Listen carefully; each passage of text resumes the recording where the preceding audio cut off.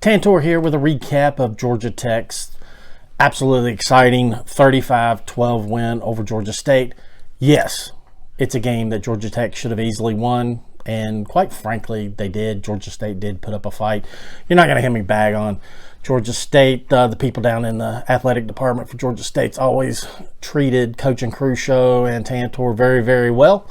So they are a up-and-coming program that's in the middle of a slight rebuild, and wish them all the best of the luck in the world. Quality program with quality people down there. So we're not going to bag on Georgia State. We're just talking about Georgia Tech.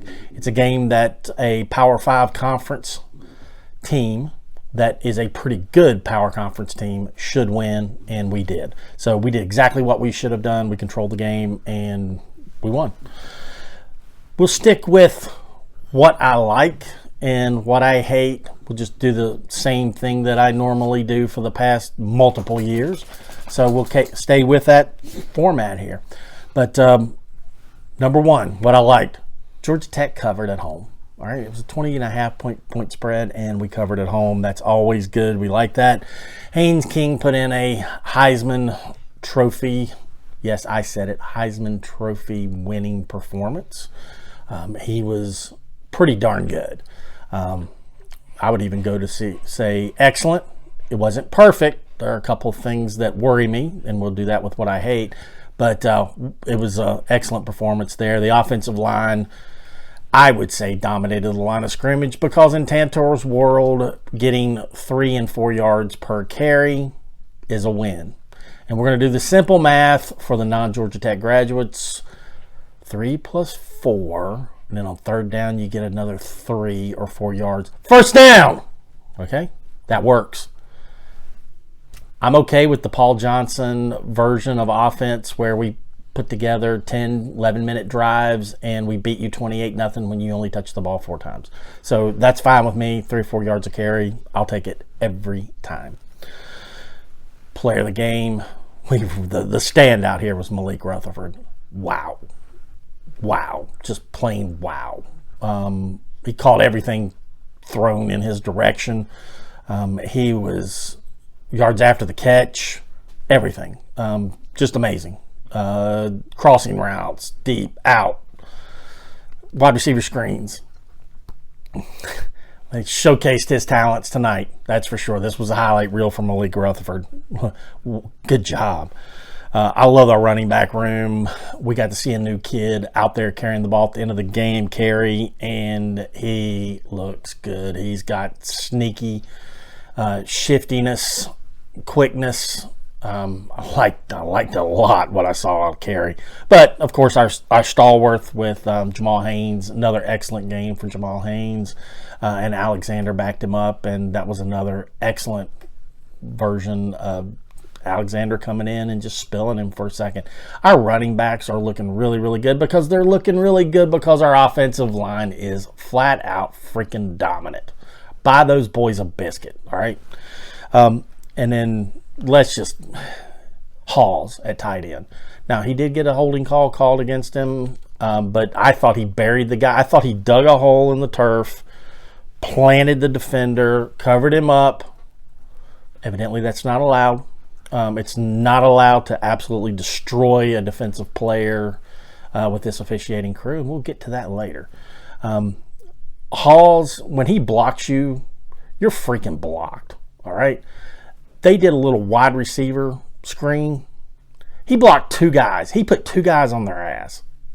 Just amazing. Matter of fact, we should get him stickers made, and he can just hand them out to defensive players. You've been blocked, bitch. Plain and simple. Halls, when he hits you, you're hit. You're blocked. You're done. You're out of the play. That's all I want out of a tight end. And then he had a big catch there right before half. Love it. Defense. Every time they make a big play, they turn around and miss a tackle or something. And it's still some things to clean up. Just like what Coach Key said after the game in the locker room that was posted. There are things that need to be cleaned up after this game. It was not perfect, and we need to fix some things. Now, what I did like was coaching, because We made some adjustments at halftime and came out the second half and absolutely destroyed them. So that's what good coaching looks like. I know it's been a while since we've seen it. It's been a long time since we've seen it. We have it now. Let's enjoy it. Let's enjoy a coaching staff that sticks to their game plan in the first half. It's not flashy, very conservative, and it was. And the second half, they make adjustments and they go out and they beat the crap out of the other team that's outmanned. That's what they're supposed to do. And that's what they do, and that's what good coaching staff's done, and that's what was done. It's nice to see that. It really is. It's nice to see that. It's nice to not come in here and complain about the coaching staff and say they did a horrible job or something. No, it's nice to come and say, hey, the coaching staff did a great job winning this match. All right? They beat Georgia State. We had them outmanned the whole game. And the Tech coaching staff, they put together a game plan. Georgia State had their game plan that actually I thought worked. I thought it was a very good game plan by Georgia State. And they were able to hold us in check. But then at halftime, good coaching staff makes adjustments and we blow the doors off of them like we're supposed to. All right? Great job by the coaching staff on that one. We get to what I didn't like. And the defense, while I thought they had two great goal line stands, they played a lot of the game in the backfield of Georgia State, which I love. There was some great open field tackles by specifically the defensive backs, was some of the wow tackles and balls defensed and passes. And then they turn around and they'll miss a big tackle out in space and give up a big play or blow a coverage.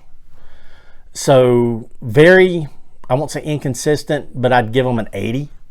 About a 20% we'd have to take off for just some mistakes and individual errors. It's not a systematic error. It's not of, oh, wow, we had the wrong look going on for what Georgia State was doing. Nope. Just a guy made an error. And coaching will clear that up. We had some defensive penalties, but I really think that once the coaches look at the tape, they'll look at it and go, we don't see the flag. Because the officiating was horrible. Absolutely horrible. The Zebras, guys in stripes, they had a bad game. They had a horrible game.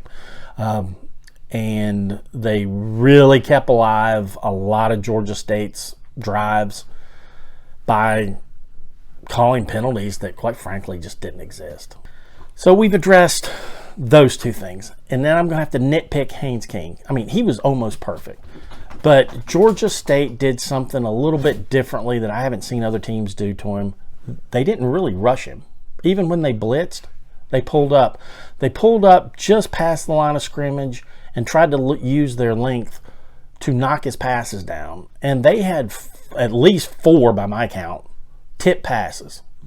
Not seen that before.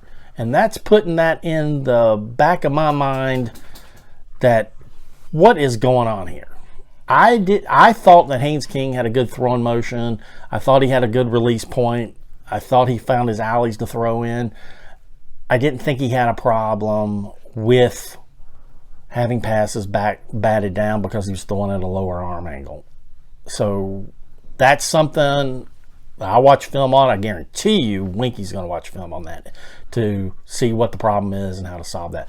But that's got this little thing in the back of my mind worried about that because that could cost us at a big game later on the season. The only thing that I just grates at me, we took a timeout in the second half, came back from the timeout, and it looked like our play was a naked bootleg to the wide side of the field.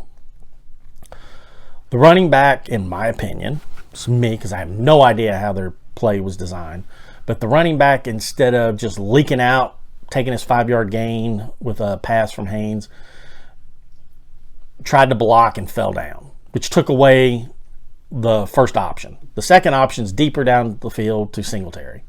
Well, Singletary, the cornerback for GSU, undercut him and was underneath. So the ball needed to go either long or in the 5th row of the east stands. All right. When Haynes looked at that, He should have seen, hey, the cornerback has cut my receiver. My primary underneath has fallen down. It's second down. Throw the ball into the stands. Use proper judgment. Use your brain, football knowledge, football IQ, whatever you want to call it, and throw the ball out of bounds. Come back third down and get your first down then. All right? But he didn't. He tried to force it into Singletary, tried to make something happen when it didn't need to, and that ended up being a pick. And that's his only negative play of the whole stinking game, was that. But that bugs me, because we're going to have situations when we start playing teams that are as good or if not better than us at the end of the season, that we can't have an error in judgment like that. We're going to have to play perfect. We're going to have to deal with defenses that are, quite frankly, afraid of Haynes, and they're not going to rush him. They're going to keep him in the pocket because they don't want him to get out of the pocket. And that's what I thought Georgia State tried to do. They tried to clog up the center of the field to stop our running attack and keep Haynes King in the pocket where all the defenders are. And it worked some of the time, but Haynes shown that when he has time, he will pick you freaking apart. And he did. He picked that team apart. So that one interception bugs me really bad, and the 4 batted down passes bug me also. I would rather him been inaccurate than to have those plays happen, because those things show me something symptomatic, and I don't like that. So I think coaching will look at that, and hopefully they'll fix that. All right, the biggest and only thing I really, really hated here in this game are the fans. Yes, I'm talking about the fans. All right. Tantor, Section 103. All the guys been around. We've been there for, in some cases, decades. One dude's been there for 30 years. All right. We were there, the Northern Illinois, where there wasn't 10,000 people in the stadium. We were there, South Carolina State, with the big rain out and everything else, that there wasn't 1,500 people there. But we were there. So now Georgia Tech has some excitement. There's some buzz around this program, which is well-deserved. And we have people wanting to get on the old rec bandwagon and show up at the stadium on game nights. Fine. There's plenty of room on the rec for everyone, okay? But when you get there, you've got to realize that the old crew that's been there for a long time, we're now excited about this team. We're going to stand up. We're going to cheer. We're going to yell. We're going to scream. We're going to be excited about this team because there's something to be excited about. And if you're a new person, that's the first time you've shown up, and yes, we know when in our section when somebody's a newbie, okay? When you're a noob and you've shown up off the street, we know who you are. And if you tell us to sit down so they can sit and watch the game, that is not going to happen. All right? Not going to happen. Our kids are giving it 100 out there on the field. We're going to give it 100 in the stands, and we're going to give them a home field advantage that they deserve. So show up, stand up, be loud, be the crowd that our team deserves. We'll see you against VMI. Tantor out.